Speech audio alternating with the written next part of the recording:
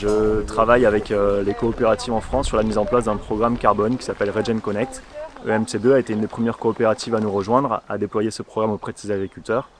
Et on a décidé de mettre en place des pilotes sur l'implantation des arbres, parce que pour nous l'arbre est un des enjeux de ces programmes d'agriculture régénératrice.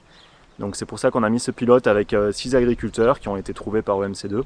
L'idée étant de voir comment se passait l'implantation des arbres, quels étaient les freins pour les agriculteurs, les leviers de motivation et qu'est-ce qu'on pouvait avoir derrière en termes d'impact au niveau des cultures évidemment, mais aussi en termes de biodiversité, de gestion de l'eau, d'érosion, tous les impacts secondaires qu'on peut avoir au niveau de ces programmes d'implantation de haies.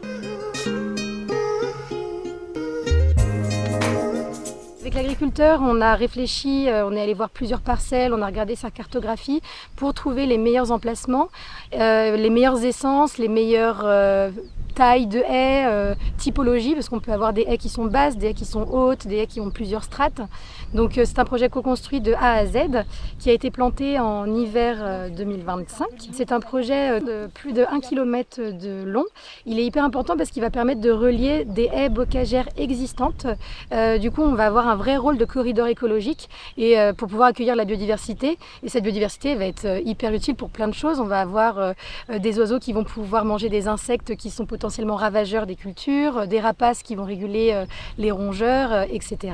Et nos haies vont être presque au milieu en fait de cette pente et on va avoir un rôle de rétention de l'eau dans le sol et pour freiner les flux d'eau en laissant évidemment des trouées pour que l'agriculteur puisse continuer de rentrer dans les parcelles avec ses machines aux bons endroits, avec les bonnes largeurs, etc. Je suis dans une démarche d'agriculture de conservation depuis une dizaine d'années maintenant. Au fil des formations et l'accompagnement que je peux avoir notamment par MC2, j'ai compris l'intérêt des aménagements agroécologiques. L'implantation de haies permet de consolider l'itinéraire technique dans lequel je suis parti. Il